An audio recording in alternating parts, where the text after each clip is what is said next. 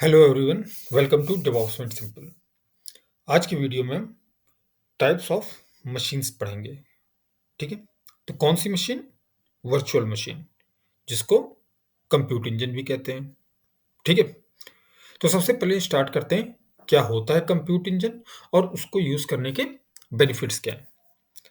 तो आप देख सकते हैं, by definition compute engine is an infrastructure as a service product that offers self managed virtual machine instances and bare metal instances. ठीक है। Compute engine क्या है? Infrastructure as a service. Infrastructure as a service क्या होता है? जहां पर कोई भी प्रोवाइडर आपको इंफ्रास्ट्रक्चर प्रोवाइड करा रहा है। ठीक है। तो वो क्या इंफ्रास्ट्रक्चर आपको यहाँ पे प्रोवाइड करा रहे हैं? सर्वर का, जिसको वर्चुअल मशीन या कंप्यूट इंजन भी कह सकते हैं। अब वर्चुअल मशीन क्यों कहते हैं?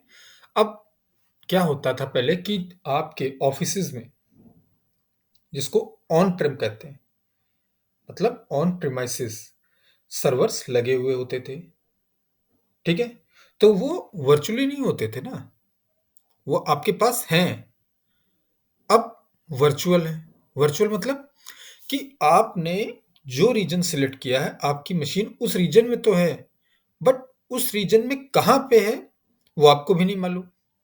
और दूसरी चीज, अगर मालूम भी है तो आपके पास तो नहीं है ना, आप तो उसको वर्चुअली ही एक्सेस कर रहे हैं, रिमोटली एक्सेस कर रहे हैं। ठीक है। तो इसलिए इसको वर्चुअल मशीन भी कहते हैं। ठीक। तो पहली लाइन क्लियर हो गई।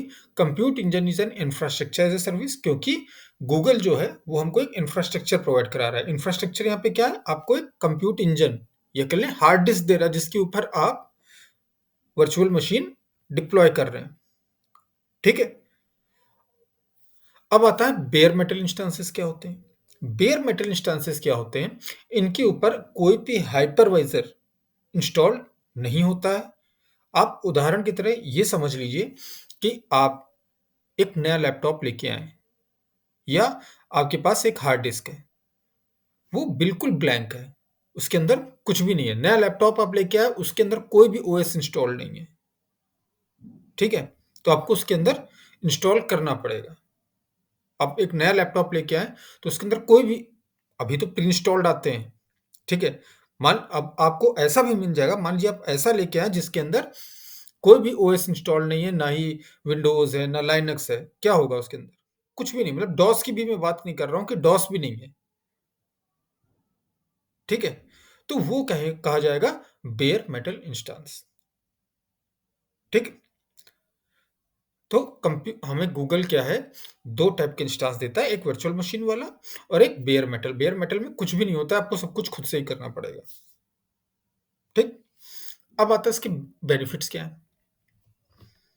बेनिफिट्स है, फर्स्ट एक्सटेंसिबिलिटी।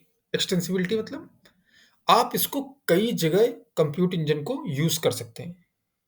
लिखा हुआ है जैसा कि compute engine integrates with Google cloud technology such as cloud storage, Google Kubernetes engine. Cloud storage क्या? आप अपने सर्वर को स्टोरेज के साथ, किसी जो स्टोरेज बकेट्स होती है उनके साथ कनेक्ट कर सकते हैं, एसोसिएट कर सकते हैं, जिससे आप सर्वर पे मान लीजिए कुछ भी आप एप्लीकेशन रन कर रहे हैं और उसका जो भी डेटा है आप जाके उस बकेट में स्टोर कर सकते हैं। क्यूबरनेटीज इंजन, आप अपना क्यूबरनेटीज जो आप डिप्लॉय कर रहे हैं, जो अपने आप नोट्स बना रहे हैं, वो आप कंप्यूट इंजन पे भी कर सकते हैं। ठीक है। तो इसके बहुत से यूज हैं। ठीक। अब आता है स्केलेबिलिटी। स्केलेबिलिटी मतलब आप इसको कितना भी स्केल अप स्केल डाउन कर सकते हैं। स्केल अप मतलब क्वांटिटी को बढ़ाना, स्केल डाउन मतलब क्वांटिटी को घटाना। तो क्या? Scale the number of compute resources as needed without having to manage your own infrastructure. मतलब आपको अपना खुद का इंफ्रास्ट्रक्चर नहीं बनाना है। जैसा कि मैंने एग्जांपल में आपको बताया था कि पहले क्या होता था कि अपना खुद का सर्वर बनाओ, सब कुछ करो। अब ऐसा कुछ नहीं है। आपको अभी मान लीजिए 10 सर्वर चाहिए हैं, 10-10 जीबी रैम के, तो आपका विद इन मिनट्स आपके 10 सर्वर रेडी हो जाएंगे। तो स्केलेबिलिटी है यहाँ पे। और जब आपको जरूरत नहीं है तो आप उनको रिमूव कर दीजिए, स्टॉप कर दीजिए, डिलीट कर दीजिए, जैसी भी आपकी रिक्वायरमेंट है। मान लीजिए आपको लगता है इन फ्यूचर आपको 2 दिन बाद फिर जरूरत पड़ने वाली है, तो आप 2 दिन के लिए उनको स्टॉप कर सकते हैं या सस्पेंड स्टेट में रख सकते हैं। ठीक है। अब आता है रिलायबिलिटी। गूगल ये कहता है कि हमारे जो भी इंफ्रास्ट्रक्चर हैं वो सब 99.9% गारंटीड है कि वो अप ही रहेंगे। 99.9% बहुत ज़्यादा हुआ। मतलब ये कि इन एनी सिचुएशन आपका सर्वर जो है या आप कोई दूसरा रिसोर्स जैसे क्लाउड स्टोरेज है या है, वो एक्सेसिबल होगा आपको। ठीक? अब आता है cost effectiveness. Cost effectiveness means हम अपनी रिक्वायरमेंट के हिसाब से कोई भी वीएम इंस्टेंस सिलेक्ट कर सकते हैं। मान लीजिए मुझे चाहिए 1 जीबी रैम, 1 सीपीयू, तो मैं उस हिसाब से कस्टम बना लूँगा। अभी हम देखेंगे आगे ये कस्टम इंस्टेंस क्या होते हैं, प्री डिफाइंड क्या होते हैं, बट मैं बता रहा हूँ आपको कि अपनी ज़रूरत के हिसाब से हम इंस्टेंस या वर्चुअल मशीन सिलेक्ट कर सकते हैं वहाँ पे। ठीक है? और you only pay for the resource that you use. आप जो रिसोर्स यूज़ करेंगे, सिर्फ़ उसका ही पैसा देना है और कोई पैसा नहीं देना है। ठीक है? होपफुली आपको ये चीज़ समझ में आ गई होगी।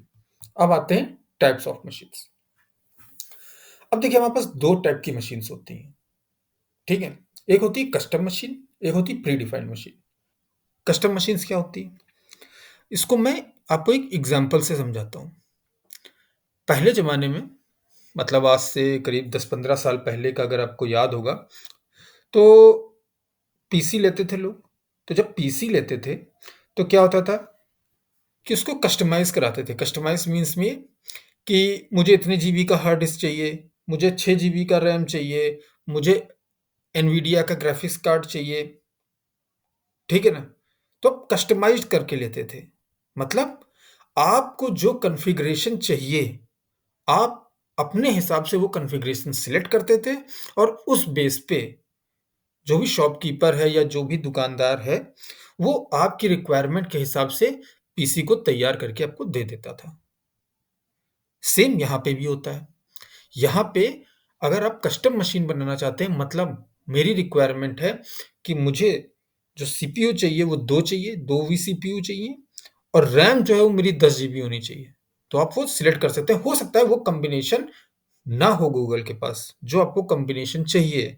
तो आप अपनी रिक्वायरमेंट के हिसाब से vCPUs और मेमोरी सिलेक्ट कर सकते हैं। ठीक है? होपफुली आपको ये चीज़ क्लियर हो गई होगी। अब आते हैं प्री डिफाइंड मशीन्स पे। प्री डिफाइंड मशीन्स क्या है? जैसे आज के ज़माने में हमारे पास लैपटॉप आते हैं। क्या है? 4 जीबी रैम है, 1 टीबी हार्ड डिस्क है या 640 जीबी हार्ड डिस्क है, 650 जीबी हार्ड डिस्क है। मोबाइल्स आ रहे हैं। तो पहले मोबाइल्स क्या आते थे? उसमें आपको वो मेमोरी कार्ड और ये सब डालना पड़ता था। प्री डिफाइंड मशीन्स में क्या होता है कि गूगल जो है पहले से ही आपके लिए इसने कॉम्बिनेशन तैयार करके रखे हुए हैं कि 2 vCPUs हैं, 4 जीबी रैम है, इस तरह करके। रैम या मेमोरी एक ही बात है, ठीक है? तो आप देख सकते हैं सेकंड लाइन में लिखा हुआ है, "they are configured with specific amounts of vCPUs, memory and GPUs." GPUs मतलब ग्राफिक कार्ड, ठीक है? एनवीडिया के मिल जाते हैं यहाँ पे। फिर आता है, "all vCPUs and GB of memory are charged minimum of 1 minute. After that they are charged in 1 second increment." इसका मतलब क्या हुआ? आपने एक इंस्टेंस स्टार्ट किया, ठीक है? तो जब आप स्टार्ट कर रहे हैं, तो चाहे आप उसको 30 सेकंड के लिए ही यूज़ करें, लेकिन पहली बार में आपको 1 मिनट का ही चार्ज देना पड़ेगा। मतलब पैसा आपको 1 मिनट का ही देना पड़ेगा। ओके? उसके बाद 1 मिनट के बाद आप जितने सेकंड यूज़ करेंगे, उतने सेकंड का ही पैसा देना पड़ेगा। मतलब ये कि जैसे ही आपने स्टार्ट किया, आप उसको 10 सेकंड में बंद करें या 50 सेकंड में या 59 सेकंड्स में, वो चार्ज आपका 1 मिनट का ही पड़ेगा। और जैसे ही 1 मिनट आपका कंप्लीट होता है, उसके बाद आपको हर सेकंड का चार्ज देना है। ठीक है? चलिए आगे बढ़ते हैं। अब आता है कंप्यूट इंजन टर्मिनोलॉजी। कुछ चीज़ें हैं, मैंने सोचा पहले आपको ये चीज़ बता दी जाए, तब हम आगे टाइप्स में जाते हैं। Machine family. फैमिली क्या है? देखिए, मशीन फैमिली ये आप इस तरह समझ लीजिए कि जैसे आज के रियल वर्ल्ड में आप देखें तो जैसे टू व्हीलर्स हैं। तो टू व्हीलर एक फैमिली हो गई। उसके अंदर बाइक भी आ जाएगा, स्कूटी भी आ जाएगी, ठीक है? हर टू व्हीलर उसके अंदर काउंट हो जाएगा। लेकिन सबके प्रो सबके मतलब इंजन अलग हैं, चलाने का तरीका अलग है, ठीक है? बट फैमिली कौन-सी है? टू व्हीलर ही है, करेक्ट? उसी तरह फोर व्हीलर है। अब फोर व्हीलर में बस भी आ गई, ट्रक भी आ गई और कार भी आ गई, ठीक है? और कार में भी कई टाइप्स होती हैं, मतलब बड़ी गाड़ी है, लग्ज़री है, छोटी है, ऑल्टो भी आती है फोर व्हीलर में और मर्सिडीज़ भी आती है फोर फोर व्हीलर में, ठीक है? तो आप मशीन फैमिली को ये समझ सकते हैं, क्या? A curated set of processor and hardware configurations optimized for specific workloads। मतलब वर्कलोड्स के बेस पे इन्होंने कुछ फैमिलीज मशीन्स की बना रखी हैं, जैसे अभी हम आगे देखेंगे। कंप्यूट ऑप्टिमाइज्ड, मेमोरी ऑप्टिमाइज्ड, मतलब जहाँ पे आपको कंप्यूट की ज़्यादा ज़रूरत है, जहाँ पे आपको मेमोरी की ज़्यादा ज़रूरत है, उस बेस पे आप वो फैमिली सिलेक्ट कर लेंगे, ठीक? उसके बाद आता है मशीन सीरीज। ये क्या देखिए, machine families are further classified by series, generation and processor type. मतलब मशीन सीरीज क्या? अगर मैं आपको एग्जांपल से बताऊं, जैसे मैंने ऊपर एग्जांपल दिया आपको पहले, क्या कि टू व्हीलर में बाइक भी आ रही है, स्कूटी भी आ रही है, कार में बस भी आ रही है, ट्रक भी आ रही है और कार भी आ रही है। तो सीरीज को आप इसी तरह समझ सकते हैं, ठीक है? अगर बाइक है, ठीक है, मान लीजिए आप होंडा की बाइक ले लीजिए, ठीक? तो होंडा में कई तरीके की बाइक्स आती हैं, ठीक? तो अलग अलग सीरीज की बाइक्स हो गई, या आपने मर्सिडीज वगैरह में सुना होगा ई सीरीज, सी सीरीज, मुझे तो आइडिया नहीं है। तो उस तरह की सीरीज आती है, मतलब सब अलग अलग फैमिली के अंदर वो कार वही है, बट थोड़ा सा कन्फिग्रेशन चेंज है, ठीक? अब देखते हैं एग्जांपल में क्या दे रखा है इन्होंने। The E series offers efficient VMs at a low cost, while the C series offer better performance। ठीक है, दोनों सेम सीरीज, मतलब दोनों सेम फैमिली के हो सकते हैं, बट सीरीज अलग अलग है, रिक्वायरमेंट अलग अलग है, तो उस बेस पे हम सीरीज को सिलेक्ट करेंगे, ठीक? अब आता है मशीन टाइप। मशीन टाइप क्या होता है?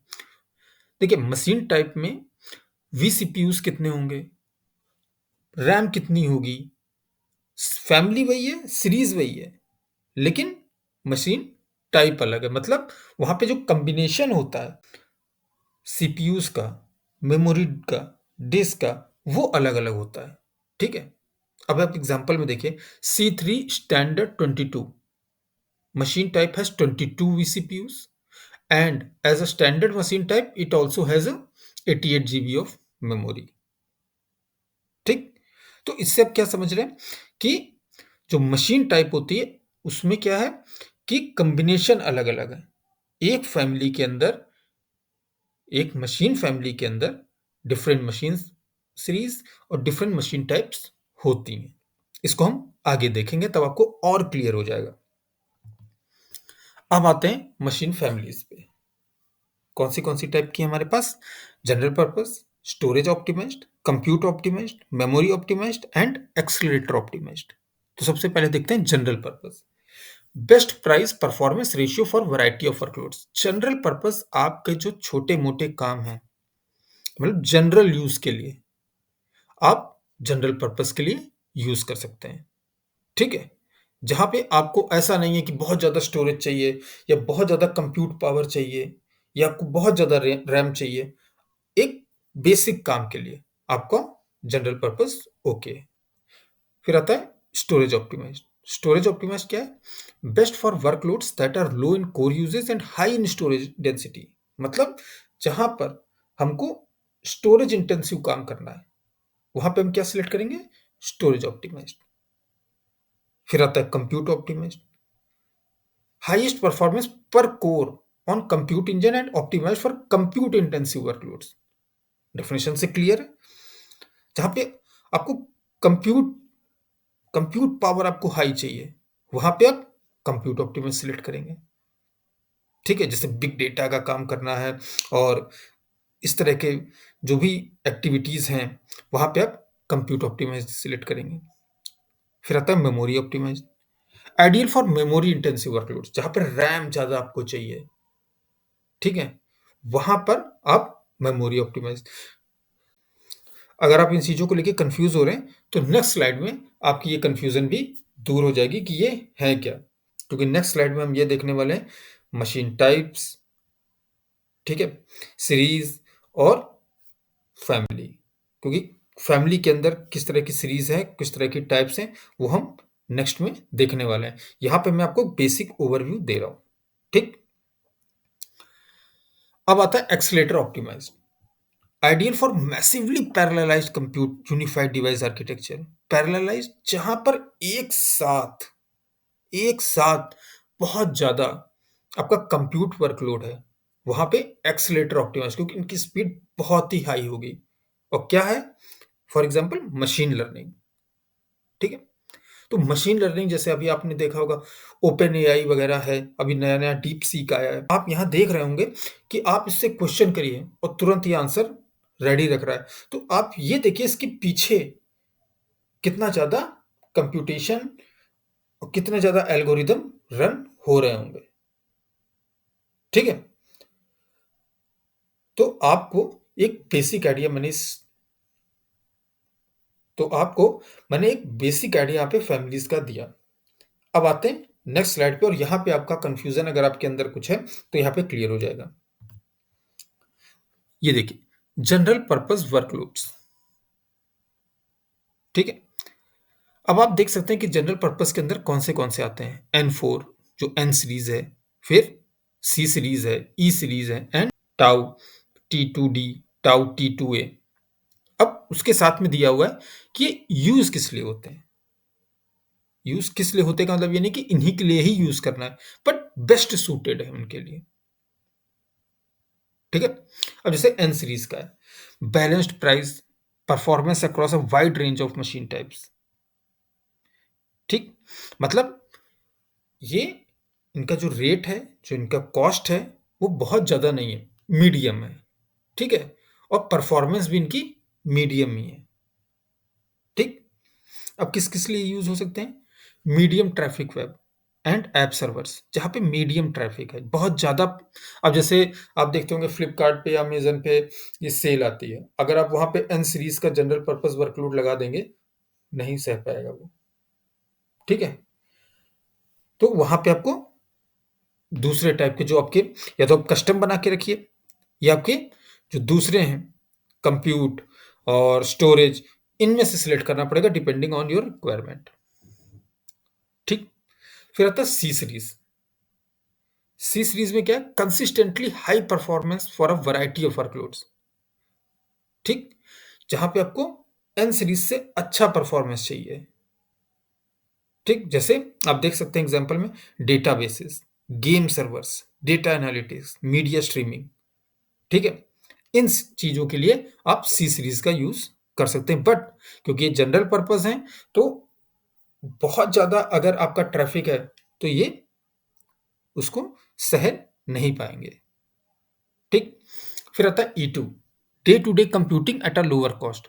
तो आप ये समझ लीजिए कि बहुत कम दाम पे, बहुत कम पैसे लगा के आपको डेली का जो मतलब डेली एक्टिविटीज, जैसे आपका कुछ छोटे-मोटे काम करने हैं। छोटे-मोटे काम मतलब जैसे मान लीजिए बैकएंड से कोई डेटा उठाना है, उसको प्रोसेस करना है और फिर आगे स्टोरेज में आके उसको सेव कर देना है। तो वहाँ के लिए ये ई2 टाइप के ठीक है। ओके? एग्ज़ाम्पल में भी आप देख सकते हैं, क्या लिखा हुआ है? लो ट्रैफिक वेब सर्वर्स, जहाँ पे लो ट्रैफिक हो। एन सीरीज़ में क्या था? Medium traffic. सी में क्या था? High traffic. तो इसका मतलब ई2 जो है, वो एन और सी से भी लो क्वालिटी का है। ठीक? अब ई2 में ही आप लास्ट में देखेंगे डेवलपमेंट एंड टेस्ट एनवायरनमेंट्स, मतलब इसको प्रोडक्शन में यूज़ नहीं कर सकते हैं। करने को आप कहीं भी यूज़ कर सकते हैं, बट ये जो एग्ज़ाम्पल इन्होंने दे रखे हैं, ये मैंने गूगल के डॉक्यूमेंट से उठाया है।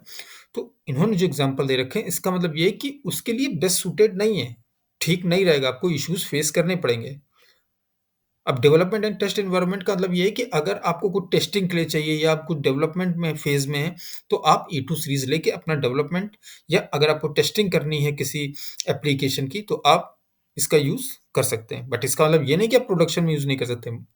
बट ये कह रहे हैं डेवलपमेंट के लिए अच्छा है या टेस्ट एनवायरनमेंट के लिए अच्छा है। ठीक। अब आते हैं लास्ट पे, Tau T2D, Tau T2A, best per core performance cost for scale out workloads. मतलब यहाँ पे जो परफॉर्मेंस अच्छी रहेगी बट कॉस्टिंग भी ज्यादा रहेगी। ठीक, जैसे आप एग्जांपल में देख सकते हैं, स्केल आउट वर्कलोड, जहां पे जो आपका वर्कलोड है वो बढ़ता है। ठीक, लार्ज स्केल जावा एप्लीकेशंस, जो ऐसी एप्लीकेशन जो बहुत बड़ी हैं उनके लिए। ठीक है, होपफुली आपको ये समझ में आ गया होगा।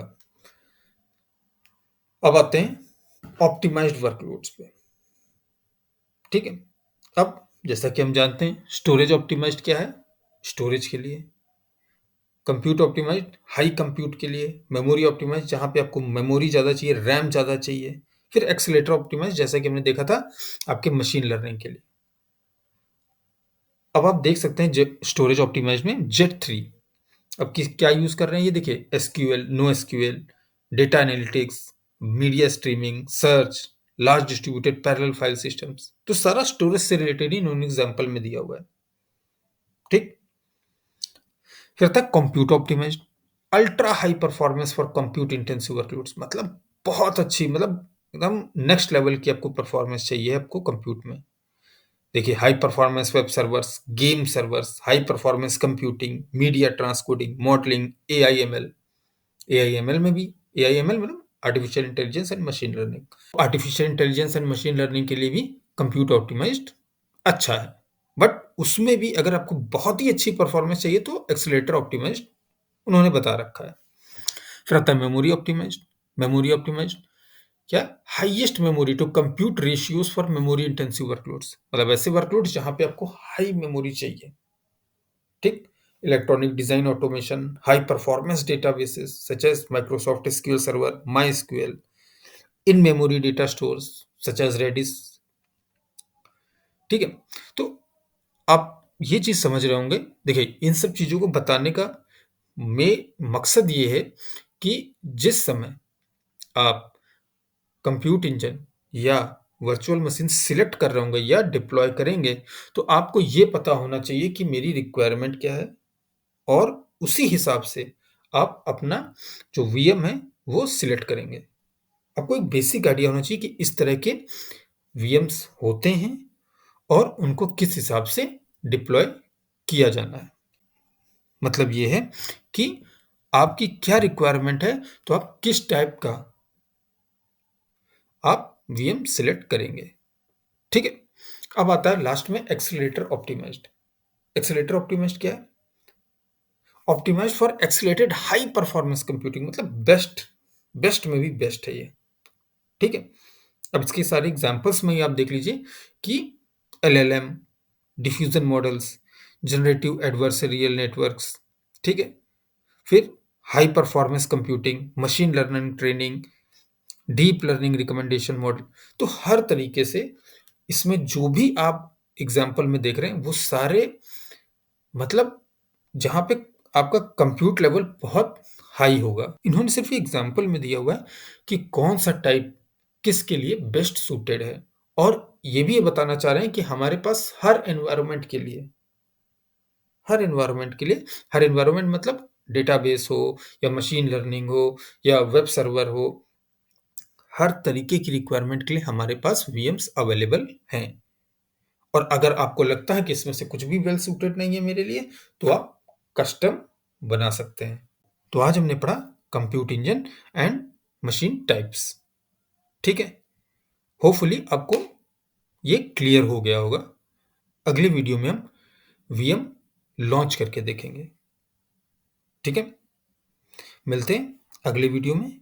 अगर आपको ये वीडियो पसंद आ रहा है, समझ में आ रहा है, तो प्लीज़ वीडियो को लाइक करिए, चैनल को सब्सक्राइब करिए और अपने दोस्तों के साथ शेयर करिए। मिलते हैं नेक्स्ट वीडियो में। Thank you.